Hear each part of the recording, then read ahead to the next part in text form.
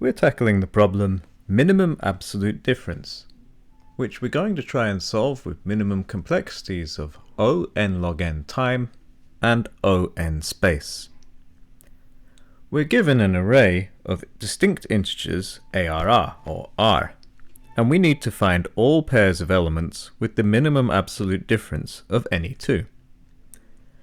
We need to return a list of pairs in ascending order, where each pair, A and B, follows the conditions A and B are from R, A is less than B, and B minus A equals the minimum absolute distance of any two elements in R. We have four methods to choose from, and you want to pick the one that is most optimal. A, greedy.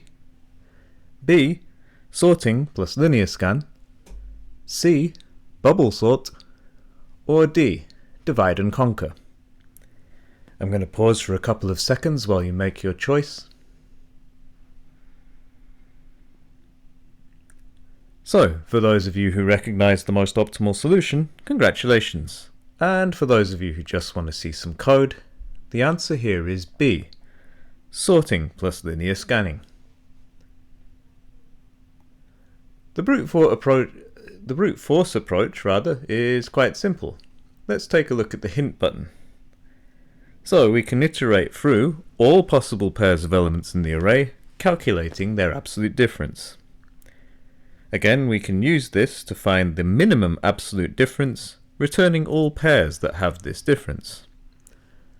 This would involve nested loops and a time complexity of O(n) squared.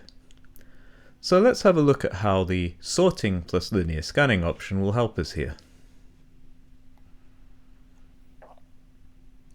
In our optimized solution, we start by sorting the array in ascending order, and we're using the built-in sort function in C++ to do this. After that, we perform a linear scan to find the minimum absolute difference between consecutive elements. During the scan, we collect all pairs with this minimum difference and return them in ascending order. Because of the sorting step, we have a time complexity of O(n) log n here. Now, if that wasn't clear enough, I'm going to go through the code line by line to solidify understanding.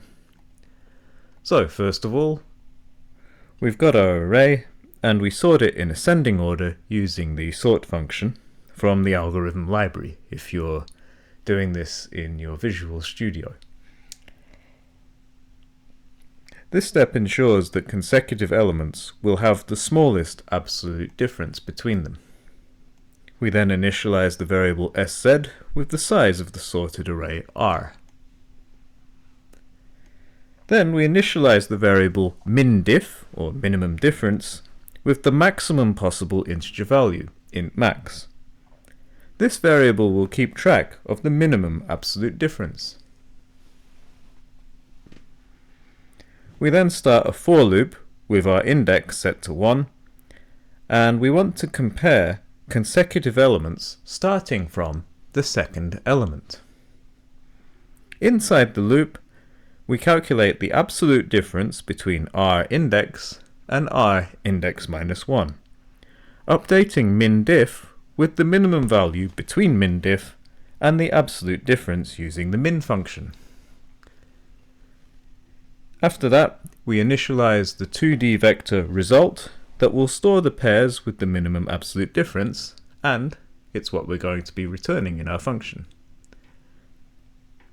We then start another for loop with our index again set to 1, just like in the previous loop. Inside this loop, we check if the absolute difference between R index and R index minus 1 is equal to mindiff. If it is, we push a pair of elements, R index minus 1, R index, to our result vector using that pushback function. Once all that's done, we're returning the result vector, which will contain all of the pairs with the minimum absolute difference. So, this implementation efficiently solves the problem by sorting the array and then finding the minimum difference in a single linear scan. The result is a vector of pairs with the minimum difference returned in ascending order. If you have any queries or questions about this, I would first direct you towards this Udemy course, where Dr. Ibrahim offers a much better implementation and explanation than I do. The implementation's identical, essentially the code's the same, but his explanation's just a lot better.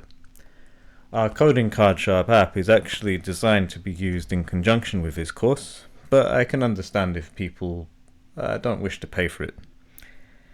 In any case, let's take a look one more time at our question and possible solutions. For the minimum absolute difference problem, yes, it's the sorting and linear scanning we want to use here. There's a little explanation as to why, as well as a brief talk about the complexity. And if you prefer learning from code, we've got this available in C++, Python, and Java as well. So that's everything for this problem, which is one of the earlier ones in the algorithms pack of our learning mode. Next up, we'll be tackling the problem largest perimeter triangle. Thank you very much for making it this far.